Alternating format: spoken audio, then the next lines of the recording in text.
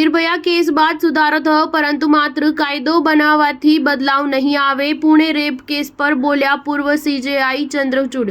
મહારાષ્ટ્રના પુણેના સ્વારગેટ બસ ડેપોમાં બસમાં મહિલા પર દુષ્કર્મ આચર્યું હતું. સમગ્ર ઘટનાના આરોપીને શોધી કાઢવા માટે પોલીસ ઝડપી કાર્યવાહી કરી રહી છે, જ્યારે દેશભરમાંથી ફરાર આરોપી વિરુદ્ધમાં સખ્ત સજાની માંગ ઉઠી રહી છે. તેવામાં ભારતના પૂર્વ મુખ્ય ન્યાયાધીશ ડીવાય ચંદ્રચૂડે પ્રતિક્રિયા આપી છે. ભારતના પૂર્વ મુખ્ય ન્યાયાધીશ ડીવાય ચંદ્રચૂડે ગુરુવારે કહ્યું હતું કે નિર્ભયા કાંડ બાદ કાયદામાં અનેક સુધારા થયા, પરંતુ કાયદો બનાવવાથી આ પ્રકારના ગુનાઓને રોકી શકાય નહીં. મહિલાઓ માટે બનાવવામાં આવેલા કાયદાનું યોગ્ય રીતે અમલીકરણ થવું જોઈએ. મહિલાઓ કોઈ પણ જગ્યાએ જાય તેઓ સુરક્ષિત મહેસૂસ કરવા જોઈએ. આ પ્રકારના બનાવને લઈને યોગ્ય તપાસ, સખ્ત કાર્યવાહી, ત્વરિત સુનાવણી અને સજા કરવી જોઈએ. ચંદ્રચૂડે પોલીસ અને ન્યાય વ્યવસ્થામાં મહિલાઓની સુરક્ષા સુનિશ્ચિત કરવાની જવાબદારી પણ ભાર મૂક્યો હતો. મહારાષ્ટ્રના પુણેના સ્વારગેટ બસ ડેપોમાં મહિલા પર દુષ્કર્મની ઘટનાની વિપક્ષે 2012ના દિલ્હીના નિર્ભયા કાંડ સાથે તુલના કરી હતી. આ પછી સરકાર પર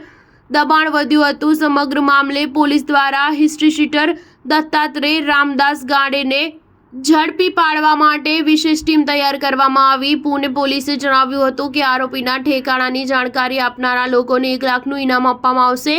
સમગ્ર ઘટના મુદ્દે પોલીસે સીસીટીવી ફૂટેજના આધારે આરોપીની તપાસ હાથ ધરી છે. MSRTC વહીવટીતંત્રે સુરક્ષા વ્યવસ્થાની સમીક્ષા કરી હતી, જ્યારે પીડિતાના નિવેદનના આધારે પોલીસે વધુ તપાસ હાથ ધરી છે. આ મામલો મહિલા સંબંધિત સુરક્ષાને લઈને ગંભીર સવાલો ઊભા કરે છે, જ્યારે સરકાર અને પોલીસ પ્રશાસન પર દબાણ વધી રહ્યું છે. સ્ટાર ન્યૂઝ 7 હંમેશા સચ્ચાઈની સાથે.